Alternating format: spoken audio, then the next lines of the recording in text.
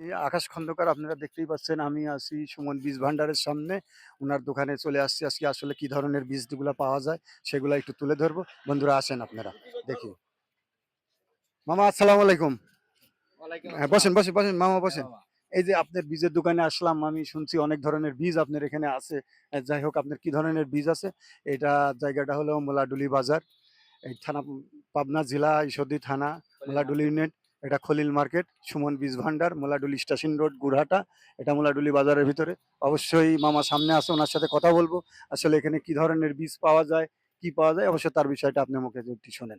হ্যাঁ মামা বলেন। এই করলার বীজ পাওয়া যায়, করলার বীজ পাওয়া যায়, শসার বীজ পাওয়া যায়, লাউয়ের বীজ পাওয়া যায়, লাল শাকের বীজ পাওয়া যায়, ঢেঁড়সের বীজ পাওয়া যায়, অন্য অন্য জাতের মিষ্টি কুমড়া পাওয়া যায়, চাল কুমড়া পাওয়া যায়, আবার ঢেঁড়সের বীজ, আপনার এখানে পালং শাক এই যে বীজ পাওয়া এটা যায়। এটা কি বলেন আপনারা? এটা ধুমার বীজ পাওয়া যায়। ধোঁয়া, এটা কি ধরনের বীজটা? এটা ভালো, উন্নত জাত, খুব উন্নত জাতের। খুব উন্নত জাত, ভালো বীজ। ঠিক আছে, ধন্যবাদ। কৃষক ভাইরা যারাই আছেন অবশ্যই আপনারা আসবেন এই মামার দোকানে, সুমন বীজ ভান্ডার, মোলাডুলি, গুরহাটা। আমি এমডি আকাশ খন্দকার, প্রতিনিয়তই আসছি। এই যে এর একটা ভাই কিন্তু চলে আসছে, দেখেন অবশ্যই মনে হয় বীজ কেনার জন্য আসছে ভাইটি। তো যাই হোক উনিও নিবে, আমি ছিলাম। আরও এখানে অনেক ধরনেরই জিনিস আছে দেখছি, ধনী, মসুর, ভুট্টা, কালিজিরা, সব ধরনের কিছুই আছে।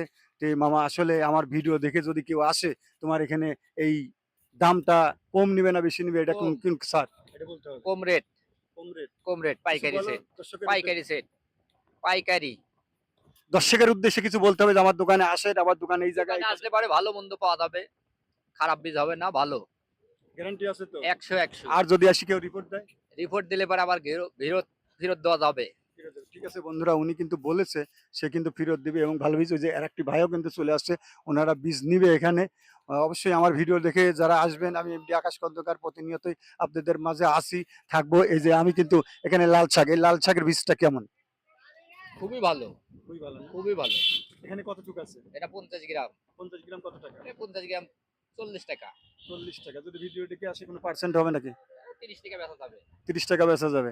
হ্যাঁ বন্ধুরা, বুঝতেই পারলেন, দেখেন একটা লাল শিক 50 টাকা বিক্রি করে, কিন্তু সেটা 30 টাকায় চলে আসছে। অবশ্যই ভিডিও দেখলে আসলে আপনারা 30 টাকায় পেয়ে যাবেন। সবকিছুই কিন্তু মূল্য ছাড় দিবে। আর এখানে কিন্তু অনেক ভালো ভালো বীজ আছে, আমি একটু উঠে দেখাচ্ছি। আপনারা দেখেন ইয়েটা পুরাটা আছে, যে ভেন্ডি আর অনেক ধরনেরই সবজি আছে এখানে দেখেন।